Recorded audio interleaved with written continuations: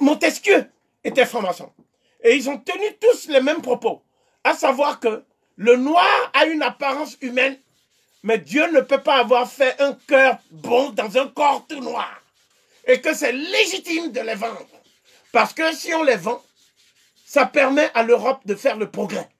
C'est-à-dire, c'est grâce au sucre qui vient du sang et de la sueur des Noirs que Voltaire mangeait. Et il se dit ami de la liberté. C'est pour ça qu'ils ont créé la Société des Amis des Noirs. La Société des Amis des Noirs était une société qui gagnait de l'argent sous prétexte d'éduquer les Noirs, de leur permettre d'avoir du progrès. Mais en fait, cette société vivait sur le dos de l'esclavage des Noirs et du travail forcé. Donc, c'est pour ça qu'il y avait aussi le club Massiac en France, qui était le club des colons, n'est-ce pas? Et ce club était gangréné par les francs-maçons, infiltrés par les francs-maçons. Mais l'Église catholique, c'est elle qui va créer la structure maçonnique la plus cruelle et la plus raffinée qui soit. Ça s'appelle la loge P2. La loge P2 du Vatican, c'est la loge maçonnique qui manipule l'Opus Dei, n'est-ce pas? L'Opus Dei a été créé par un Espagnol colonialiste et nostalgique qui a dit qu'il ne faut pas donner la liberté aux Noirs. Parce que le jour où on donnera la liberté aux Noirs, ce sera la fin de la race blanche. Et c'est un tel homme qui est à l'origine de ce que j'appelle l'Opus Dei, l'œuvre de Dieu, qui est une société secrète, qui a infiltré l'Afrique aujourd'hui, et dont certains membres sont les cardinaux africains les plus importants de la curie romaine, comme le cardinal Arinze, et comme Monseigneur Monsengo, ou d'autres qui sont aujourd'hui ceux qui préparent ce que j'appellerais la recolonisation spirituelle de l'Afrique noire. Donc, la loge P2 s'est caractérisée ces dernières années par un certain nombre de crimes spectaculaires.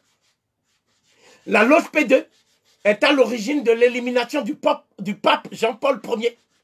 Dès lors que le pape Jean-Paul Ier a dit qu'il allait diligenter des enquêtes sur les activités du cardinal Marcinkus, qui lui s'occupait en fait de la banque du Vatican.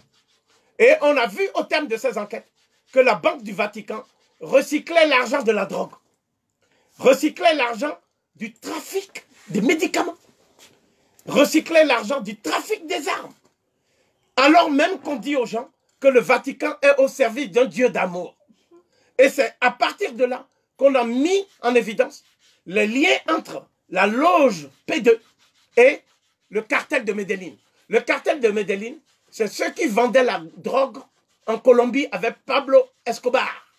Et Pablo Escobar, au moins, il donnait l'argent aux pauvres. Il donnait, redistribuait l'argent aux pauvres. Mais ceux du Vatican, c'est-à-dire le cardinal Vio, et tous ces gens-là, et aussi le pape qui dit qu'il a démissionné, c'est-à-dire, effectivement, le pape allemand, qui était dans les jeunesses hitlériennes, hein, c'est-à-dire Ratzinger. Tous ces gens-là étaient impliqués jusqu'au cou dans ce qu'on peut appeler les activités délictueuses et mafieuses de la loge P2.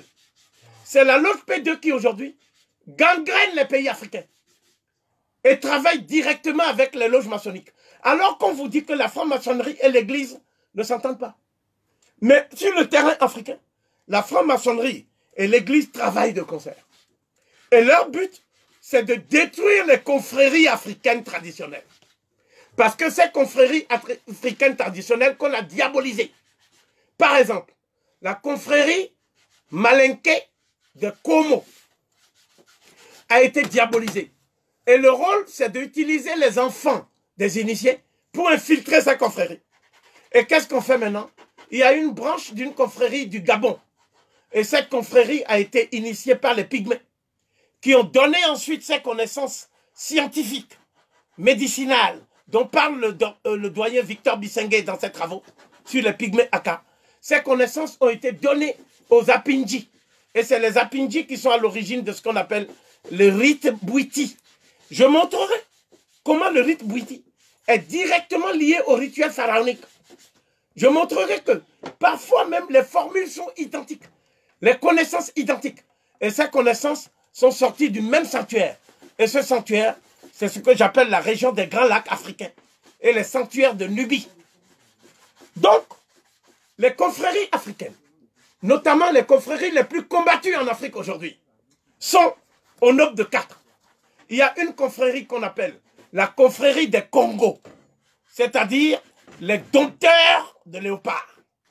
Cette confrérie est la plus combattue parce que depuis les Portugais, c'est-à-dire depuis 1525, il y a eu au moins 40 millions de morts au Congo. On appelait Congo la RDC actuelle, le Congo-Brazzaville, l'Angola, le Gabon, une partie du Cameroun. Tout ça, c'était dans l'ancien royaume du Congo, dont la capitale se trouve actuellement en Angola, qu'on appelle Mbanza-Congo. Donc cette confrérie-là, on continue à lui faire la guerre aujourd'hui. Parce que le Congo, le bassin du Congo, c'est le lieu où il y a les 3/4 des réserves énergétiques et minières de la planète. Il y a ensuite le Nigeria. Si vous avez des sectes comme Boko Haram, ce n'est pas pour rien. Boko Haram, c'est une secte qui a été formée par des francs-maçons islamistes, c'est-à-dire la famille qu'on appelle les Ibn Saoud, qui règne sur l'Arabie Saoudite. Ce sont des sionistes arabes, islamistes. Et ils ont créé une légion qu'on appelle Islamic Freedom Fighters. Et cette légion, un de ces détachements, c'est ça qu'on appelle Boko Haram. Et le but de Boko Haram, c'est de s'emparer du Nigeria et des richesses du Nigeria pour mettre ça au service du bloc occidental, dont l'Arabie Saoudite, le Qatar, les Émirats sont des alliés stratégiques. D'autre part, il faut savoir que, en ce qui concerne les loges britanniques, il y a une loge très influente aux États-Unis qu'on appelle Prince Hall Freemasonry. Et Prince Hall, c'était qui? C'était un noir qui, lorsqu'il a été